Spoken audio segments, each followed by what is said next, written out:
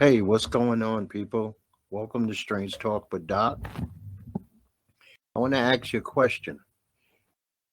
Is your ceiling very high, or is it the perspective that you get because you're lying on the floor?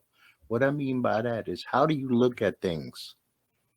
If you have something that you are trying to accomplish, do you look at it? If you're trying to save money, are you looking at it and how many dollars you saved, how many pennies you saved, how many nickels you saved? If you're trying to lose weight, and you have a goal, do you judge it by how many pounds you've lost, kilos you lost, kilograms, milliliters?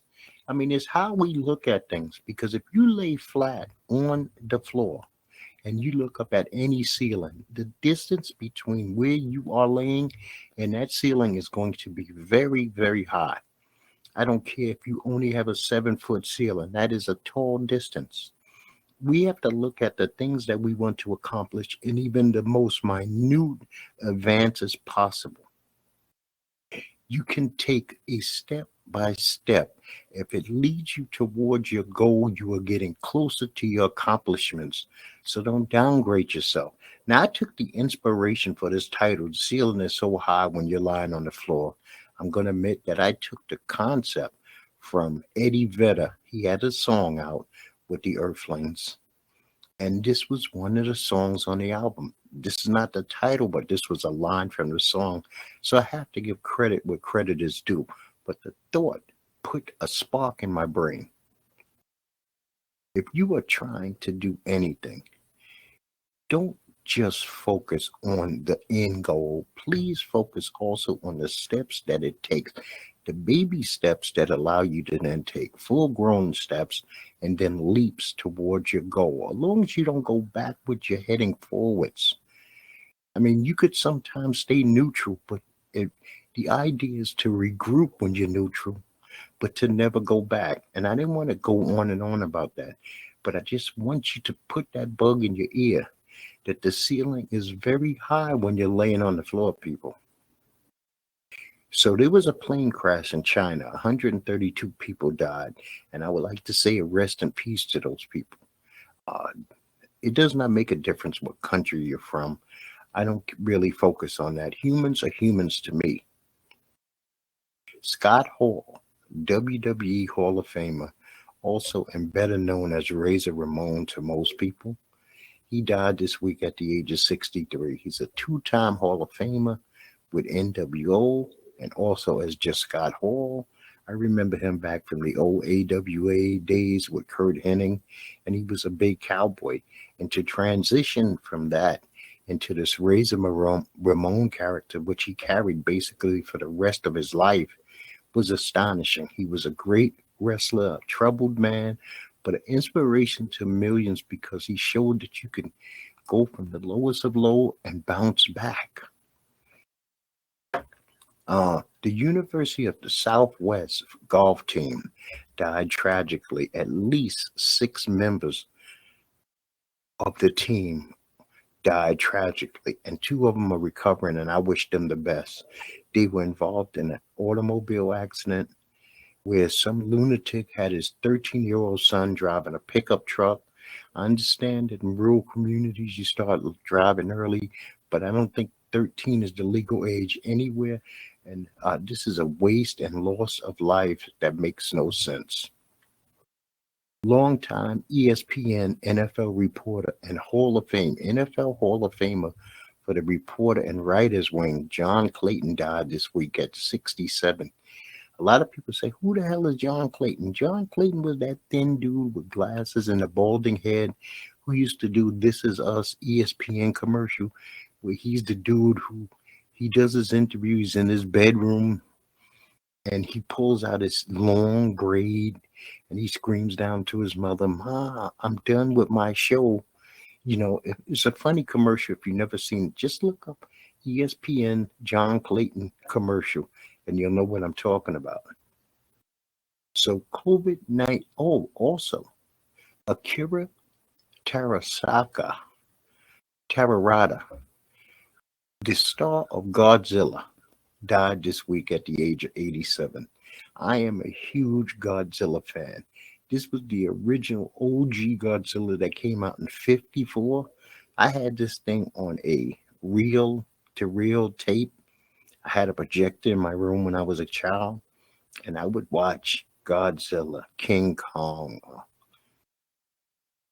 the monster from the Black Lagoon, or the creature from the Black Lagoon, the werewolf,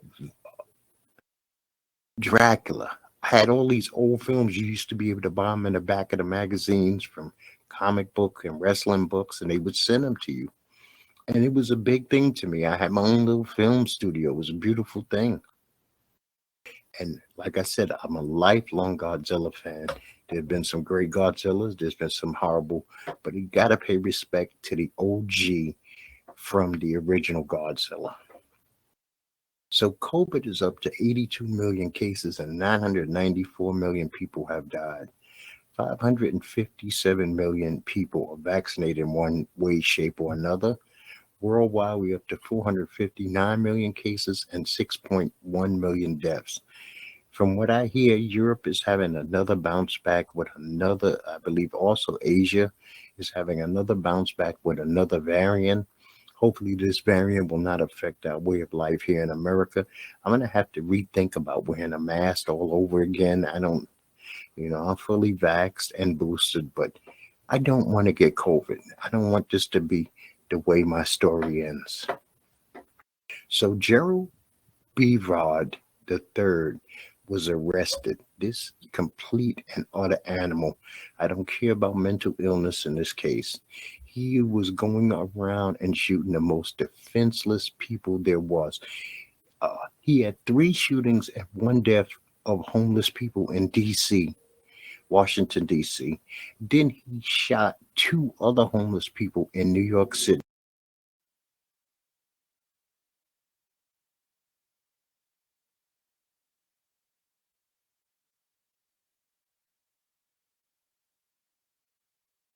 On them when they already getting kicked in the ass. I wish Gerald Bernard III a lot of time to think about who and what he did.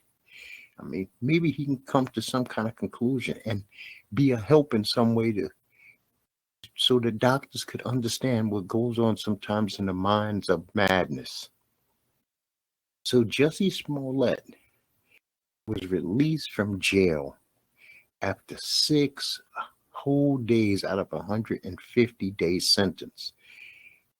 He was running his mouth about he's only there because of a black person. He's only out because of celebrity status. Even the low celebrity status that he has helped him in the long run. Now he's on appeal, but there's no way the Chicago is going to waste another dollar trying this dude all over again. So more than likely, this is a done deal for Jussie's career should be shit. He can't be trusted. What he did was an abomination. It was a 2-parter. One, he made it homophobic attack. The other, he made it a racial attack. And none of this turned out to be true, especially in a time where tensions were hot in this country. So I've been watching a lot of television, I must admit. You say, why does this person spend so much time with the idiot box?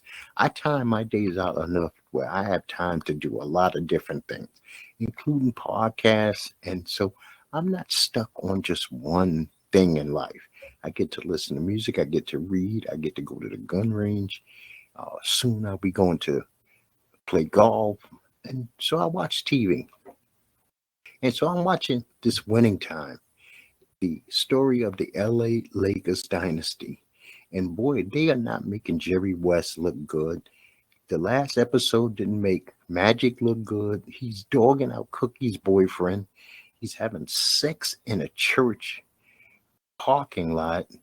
I mean, he's doing anything to make sure that Cookie is his possession, and he is going out of his way to do so. But he's doing it with a smile. So I don't know if they want us to hate him or think that he's just an idiot. But so far, that's the way he's coming off. There was another episode that dropped last night. I did not get a chance to watch it. I did not get to watch last night's version of Power Force.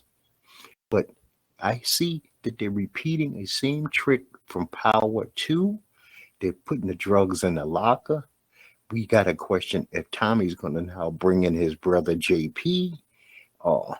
JP's son decided that he doesn't want to trail Tommy anymore and his uncle because he knows who they are. I don't know, and I can't wait for him to reveal himself to not only Tommy, but to JP to see where that story goes. The Good Doctor was very good. This Salem, who was running the hospital, who's a real villainous bitch, was finally forced out of her job. Everybody turned on her, including Dr. Andrews finally. So I'm glad to see that storyline put to bed. SWAT dealt with a terminally ill inmate who escaped from a hospital, and he wanted to settle some old scores before he died. Then they also dealt with Hondo. Will or will they not? So that's interesting to see where that goes. The Equalizer dealt with a mob accounting, this Bert Singer, and he was hunting around the city to find a lost ledger. Mel also had to tell her best friend that Harry was alive. If you watch The Equalizer, you realize that Harry has to hide being alive because if he was known to be live, he was going to be arrested by the FBI. But that all worked itself out. And this is us, Nikki, Cassidy, Kevin, up at the cabin dealing with the PTSD, and Kevin not really being able to help, but Nikki being able to relate. That was good. And then they also dealt with little Kevin, teenage Kevin, and the pool. How he's not grounded, but he wants to go into the deep end of the pool. That was a good metaphor. Not being grounded, not even knowing how to swim, but you want to swim in the deep end of the pool. And at 38 years old, he's just finding out how shallow he really is. The Walking Dead, I might be a week ahead of everybody, but it dealt with Lance's secret mission. You had Aaron and Gabriel with this lunatic sent on a secret mission to investigate another community they found. Negan returned, and he returned with some new people. The Family Guy dealt with HBO shows. They dogged out HBO shows that are pretty popular, including Games of Thrones and stuff like that. It was shocking to find out the Family Guy has never won an Emmy, which I think is sad. I love the Family Guy. I think it's hilarious. I think it's well written. I think that they give you some things to think about. Sometimes they're just mean, but sometimes they do give you some things to think about. Bob and Abby Shola was funny as hell this week. It dealt with the family making a commercial. Where the commercial started and where the commercial ended was two different things, but it was a very good show. The Young Rock dealt with his farm, his grandmother, and his father winning the tag team titles, and how irresponsible Young Rock thinks that his father is as far as treating him and giving him time, but he's a child and he does not understand. His grandmother has no respect for house arrest at all. I also watched The Marvelous Ms. Maisel. Her father is now writing reviews for the Village Voice, one of the papers that I grew up reading my whole life. I enjoy the Village Voice. I used to wait every Wednesday to pick up my copy. And Susie goes and messes up somebody's funeral, which was really unrealistic. To storm into another person's funeral and take it over and then actually eulogize somebody from another funeral because nobody showed up. The room she took over happened to be crowded. I don't really even know what I'm watching most of the times with The Marvelous Ms. Maisel. I think they went to left field. All three Law and Orders was good. Organized crime dealt with a lawyer and a hooker being killed. The breakdown of trust between the Marcy killers, powers that be. Law and Order SVU dealt with a dating app CEO rapist. Law and Order OG dealt with a judge murdered by a tennis star which I'm going to say was a combination of Naomi Osaka and Britney Spears. I watched completely the whole season 2, or what you would call season 4 of Top Boy. The only problem that I have with Top Boy, is that this show is not The Wire. People do not compare it to The Wire. The Brits do not live a lifestyle where they are like Baltimore or any American city. The gunplay that happens in any American city on an average evening, especially with people in that life, cannot compare to what's going on over there. I think that they wrote a lot of things very silly. None of these young men were after women. So sex was like null and void. Not that I need any salacious sex, but just to imply that a young man who's making money and hanging out in the drug life is not even trying to get with chicks, not trying to go to clubs, not trying to dress right. It made no sense. But it was enjoyable. The first 4 episodes, I would say, go pretty slow, but the 5 to 8 pick up and give you more excitement. So I watched WWE, which has been pretty hot leading up to WrestleMania. Raw did a tribute to Scott Hall. Kevin Owens and Seth Rollins have been fantastic. Bianca and Becky were great. Almost was looking devastating. Edge did a great promo. Queen Sharmell, will be inducted into the Hall of Fame class of 2022. The UFC had a fight card this week from London. It was packed. I have not watched this fight, but 9 fighters on this card received Fight of the Night bonuses. So I'm going to be watching that this afternoon, and I'm hoping that it's as good as it seemed to be on paper. There, Tom Aspinall, I want to see. Patty Pimblett, I want to see. And next week, there's a UFC card where Curtis Blade is fighting Chris Darkus. Joanne Wood, who used to be Joanne Calderwood, is fighting Alexa Grasso. Michelle the Karate Hottie Waterson is fighting Amanda Ribas. Sarah McCain is fighting Carol Rosa. And Matt Brown, the Immortal, is fighting Brian Barberina. So that on paper is a hot card. There was a lot of activity in the NFL this week. The Dolphins agreed to a 1-year deal with Teddy Bridgewater. Mitchell Trubisky signed a 2-year deal with the Steelers, which makes no sense to me. Randy Gregory signed a 5-year deal to go play in Denver. VonMiller signed a 6-year deal for $120 million to go play in Buffalo, which nowhere in the world he makes it through, but maybe he can give them 2 good years.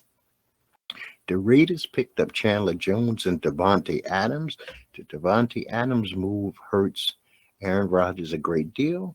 The Chiefs signed Juju Smith-Schuster.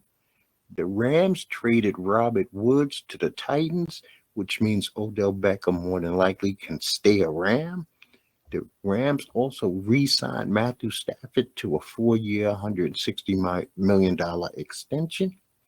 Deshaun Watson was traded to the Browns. The Browns are going to give Watson a 5-year deal for $230 million fully guaranteed dollars. That is the most guaranteed money in NFL history. Now, is he going to be suspended? More than likely, he will be suspended. He has the civil part of his sexual harassment suits coming up. And hopefully he can handle his business and move on and try to be a productive, responsible human being and not have stuff like this be his legacy. Cannot have stuff like this be who, and suppose he goes on to win 4 Super Bowls, but he'll always be known as the guy with the 22 women. He's got to get this behind him. He's got to be an upstart. I mean, he can't jaywalk for the rest of his fucking life. March Madness is in full effect. We're down to the Sweet 16, people. I'm not going to go deep into that, but the big shock was St. Peter's, the 15th seed, knocked off the Metro Atlantic. They're from the Metro Atlantic Conference. They shocked the SEC powerhouse Kentucky. They beat them in overtime 84-75. I mean, this thing broke people's brackets nationwide. There were millions of brackets that were perfect up until this point, and then in a blink of an eye, when this game was over, less than 1% of the brackets remained perfect.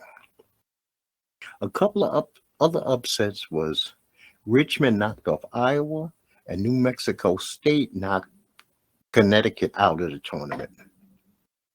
LeBron James is now the second place all-time scorer in NBA history. The only person he is chasing now is Kareem Abdul-Jabbar, which he'll probably catch next year if he plays and he remains healthy and he can get in 70, 80 games, he'll pass Kareem. But it really won't make much of a difference as far as his legacy to me. He is who he is. He will always be the third best player to me until somebody can knock him off that perch. But he is not Jordan and he's not Jabbar. All-around player, did he bring more to the table than Jabbar? Yes, but Jabbar was the most unstoppable force for a while in basketball. So I'm going to give you what I call the biggest games of the week, and we're going to clock out of here, people, okay? Tonight, we got the Heat versus the 76ers. The Jazz are playing the Nets. No Kyrie, people. It's in Brooklyn. Tuesday, you got the Bulls versus the Bucks. The Heat are number one in the East, and the Bucks are the defending champion. That automatically makes this a game worth seeing. The Clippers play the Nuggets. Wednesday, you got the Suns versus the Timberwolves, who have been balling out. Then you got the Nets on the road with Kyrie plays Ja Morant and the Grizzlies. Thursday, you got the Suns versus the Nuggets. Friday, you got the Mavs versus the Timberwolves. The 76ers versus the Clippers. Saturday, you got the Bucks versus the Grizzlies and the Nets versus the Heat. Sunday, you got the 76ers versus the Suns and the Jazz versus the Mavs.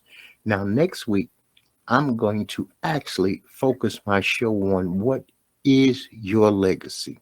What do you want your legacy to be? How do you want to be remembered? Now, I'm just going to leave it at that. There's no need for me to go into any further detail. And once again, if the ceiling is so high when you're lying on the floor, how do you look at things? That's rhetorical. How do you look at things? How do you look at your goals? When you on the first day of college, do you see the 4 years as being like a lifetime or a breeze?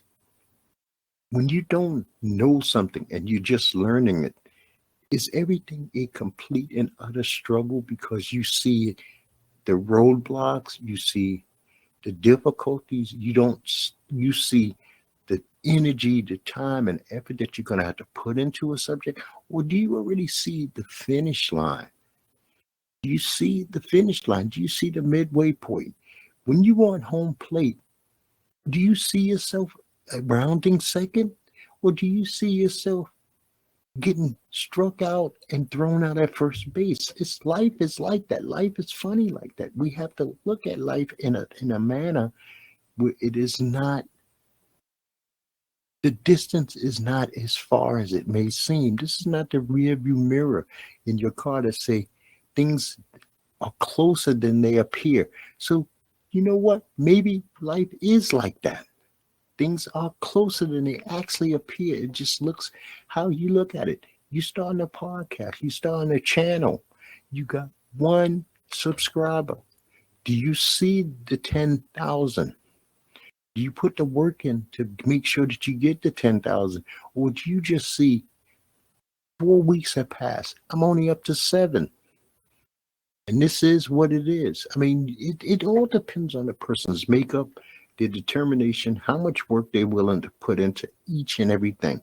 And I'm going to tell you, people, like I tell you each and every time, you have a great and wonderful week, and peace to you and peace to yours.